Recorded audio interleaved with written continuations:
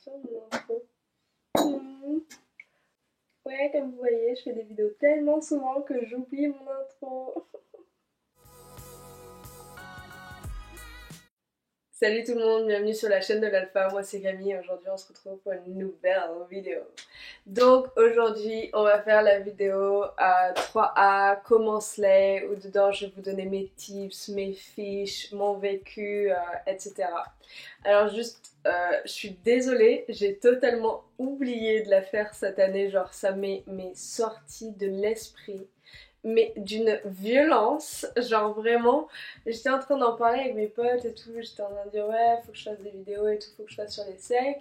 Et là ils me font ah ouais, mais d'ailleurs t'as pas fait vidéo 3A cette année? Et j'étais en mode oh, j'ai oublié. Du coup voilà, je vous la fais maintenant, j'espère que ça arrive pas trop tard et qu'elle vous sera tout de même utile. Lors de ta 3e année à l'ESSEC, en fait tu intègres la partie du 2e cycle de ton BBA. Et donc le 2e cycle n'a vraiment rien à voir avec le 1er cycle, ça va être beaucoup plus un choix à la carte que par rapport à tes 2 premières années. Tout d'abord, tu vas commencer l'été en sélectionnant tes cours au shotgun. Donc j'ai fait toute une vidéo là-dessus où je vous donne mes conseils, comment les préparer. Je vous ai même vlogué le moment où j'ai shotgun mes cours, donc comme ça vous allez voir la panique que c'est. Voilà, comme ça vous serez les mieux préparés possible. Alors, il faut savoir que ton échange universitaire, tu peux l'avoir soit durant le S5, soit le S6, soit le S7. Donc moi, je l'ai eu au S6, donc ça veut dire que ma 3e année, j'ai fait un semestre à Cergy et ensuite mon S6 en échange universitaire. Donc tous les cours qui sont disponibles au S5 sont aussi normalement disponibles au S6. Donc voilà, je crois qu'il y a de très légères modifications, mais rien de grandiose.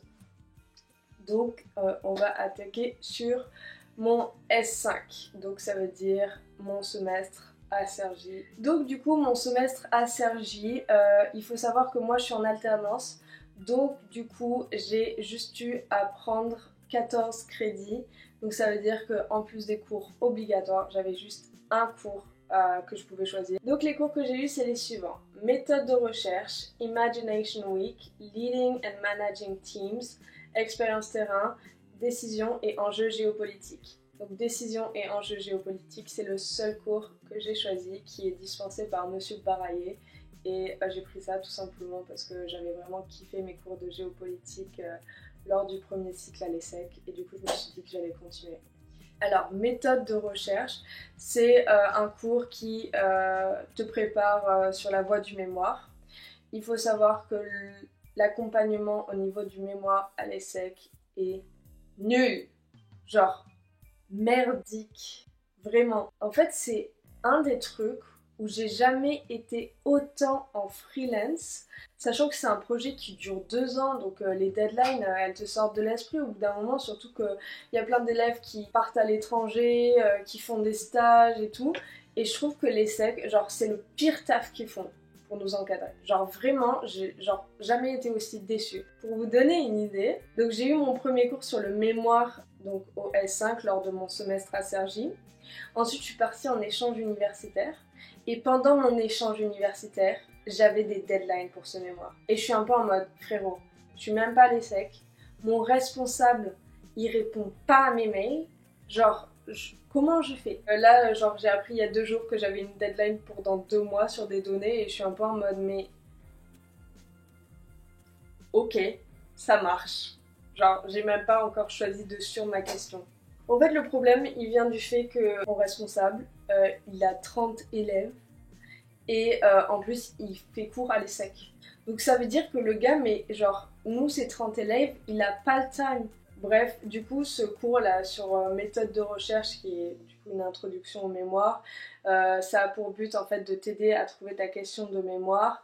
Donc ils vont te mettre en groupe avec 4 personnes et ensemble, vous allez un peu genre vous diriger vers les thèmes que vous voulez aborder, ensuite définir une question, vous allez faire un petit MOOC et tout.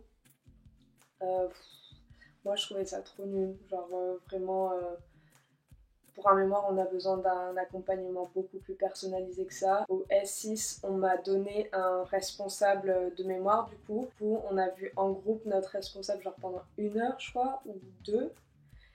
Et c'est tout. Et ensuite, on a eu un entretien personnalisé avec le prof. Je sais même pas s'il les a tous fait. Moi, j'ai eu de la chance, il l'a fait. Pareil, c'était 1 heure avec lui. Et ensuite, on était censé se rappeler dans les 2 semaines.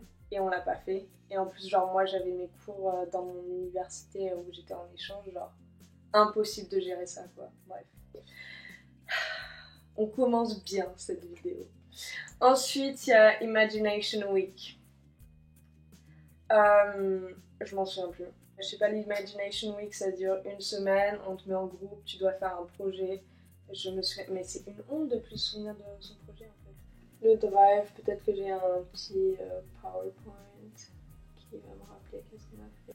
Ah oui, on devait.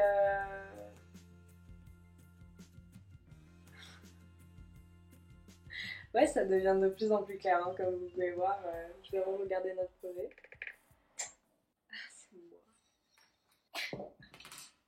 Oh no, my phone is now broken. Anyway, iPhone 12 is coming out.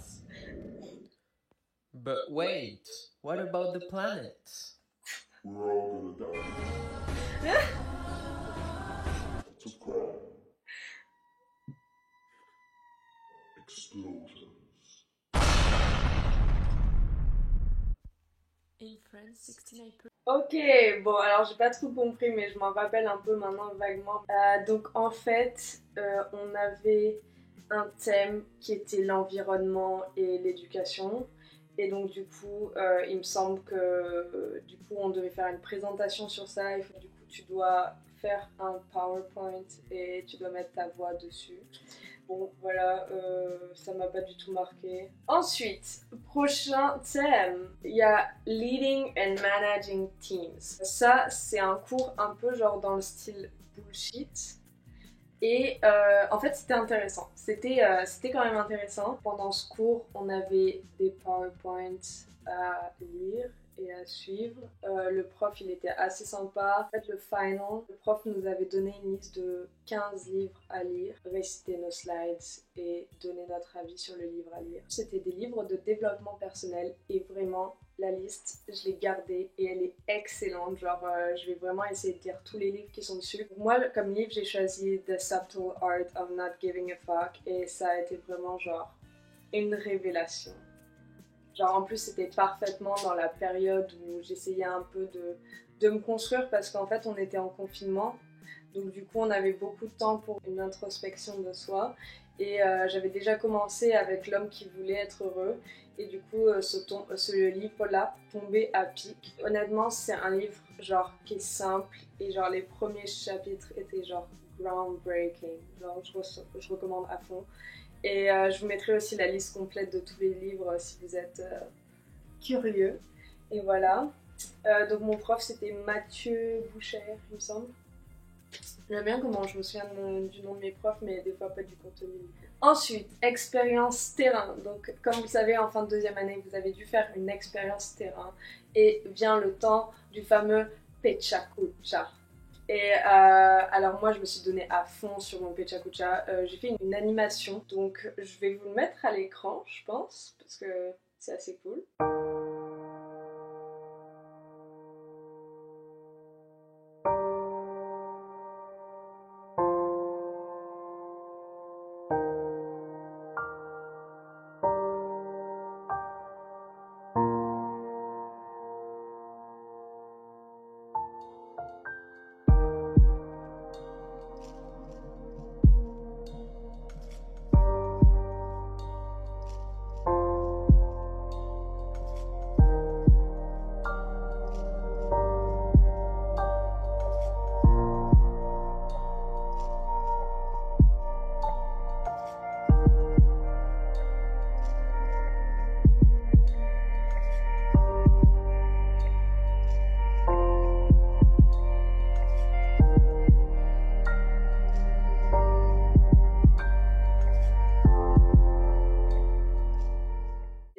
fait, tu vas te retrouver devant une classe de à peu près 50 élèves.